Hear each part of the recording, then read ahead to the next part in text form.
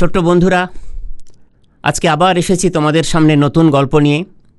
গল্প শোনো, মূল্যবোধ শেখো। এই আসরে আজ আমি আবারও তোমাদের সঙ্গে। আজকের নতুন গল্প ডাকাতের ভাগ্য। তো ডাকাতের গল্প তোমরা তো অনেক শুনেছ, এই গল্পটিও তোমাদের ভালো লাগবে এবং গল্পের শেষে আমরা যথারীতি নীতিকথা নিয়ে আলোচনা করব। আমাদের জীবনে এই গল্প কিভাবে শিক্ষণীয় হতে পারে। তো প্রথমে ছোট্ট বন্ধুরা, আমার প্রিয় বন্ধুরা, চলো আমরা গল্পটা শুনি। হয়েছে কি বন্ধুরা, একটা ছোট্ট শহর, তার এক প্রান্তে অনেকগুলো গ্রাম ছোট ছোট, তার পাশে জঙ্গল। তো শহরে ব্যবসা বাণিজ্য করে একজন ব্যবসায়ী, একজন বিজনেসম্যান, তিনি রাত্রি 11টার দিকে বাড়ি ফিরছিলেন। এমন সময় হঠাৎ সামনে এসে এক ডাকাত। তো ডাকাতের পাল্লায় পড়েছেন। এবার ডাকাত ভয় দেখিয়ে, অস্ত্র দেখিয়ে, ডাকাতরা যা করে তোমরা তো জানো, তারা সেই ব্যবসায়ীর কাছ থেকে তার টাকা পয়সা, ঘড়ি, যা কিছু ছিল, দামি জিনিস, মোবাইল, সব তার কাছ থেকে কেড়ে নিয়েছে এবং তাকে প্রচুর মারধরও করেছে। এবার এসব যখন ঘটেছে, তখন সব কিছু নেওয়ার পরে সেই ব্যবসায়ী ভদ্রলোক যখন খুব জোরে চিৎকার করেছেন, হেল্প হেল্প বলে, আমাকে সাহায্য করুন, আমাকে বাঁচান, তখন ভয়ে ডাকাত দৌড় দিয়েছে। তাই তো হয়, তাই না? তারও তো প্রাণে বাঁচার ইচ্ছে আছে। তো ডাকাত যখন দৌড় দিয়ে কিছুদিন যাচ্ছে, পাশে তো জঙ্গল, সেখানে কি করেছে, একটা খেঁকশিয়াল ছিল। সে ওই মানুষটাকে দেখে ডাকাতটাকে থেকে তার পিছনে তাড়া করেছে। এবারে খেঁকশিয়ালের ভয়ে দৌড়তে দৌড়তে ডাকাত ভয়ে গিয়ে একটা গাছের মাথায় উঠে পড়েছে।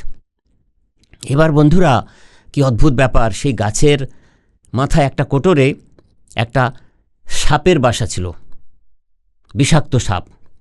সাপ তো মানুষ দেখে ফোঁস করে উঠেছে।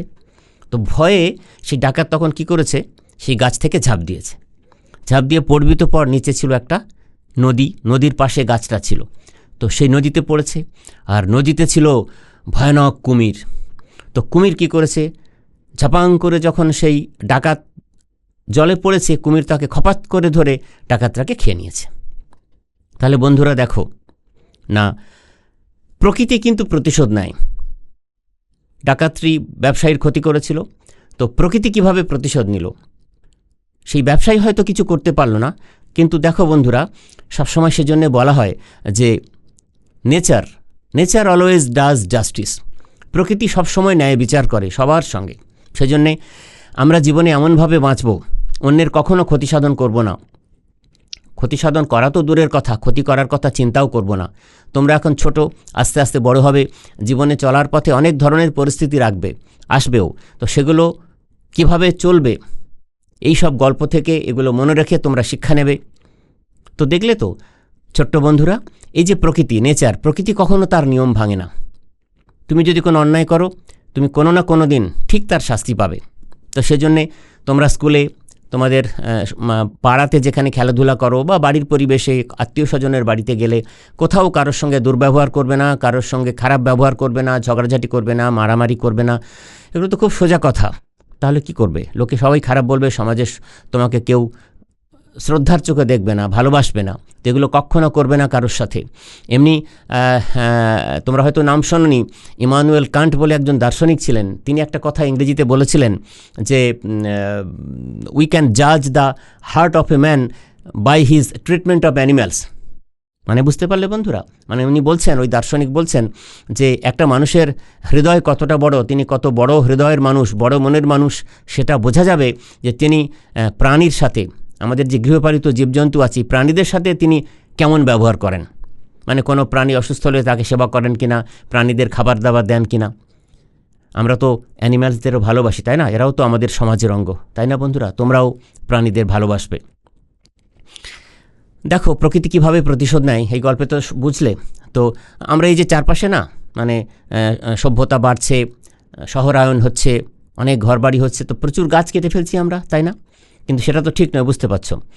তো গাছ যে কেটে ফেলছি, তার ফলে পরিবেশ দূষণ হচ্ছে, অনেক খারাপ খারাপ প্রাকৃতিক দুর্যোগ চলে আসছে। প্রকৃতি এইভাবে প্রতিশোধ নিচ্ছে।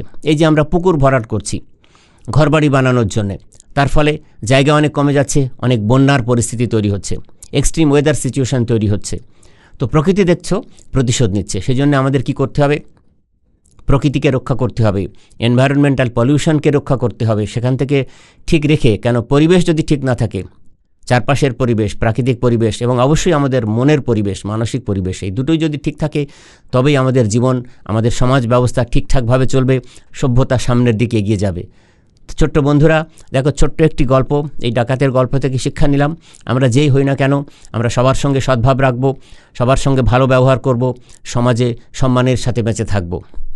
ছোট্ট বন্ধুরা, তোমরা খুব মন দিয়ে পড়াশোনা করো, খেলাধুলা করো, শরীর চর্চা করো। আবার নতুন গল্প নিয়ে শীঘ্রই তোমাদের সঙ্গে হাজির হব।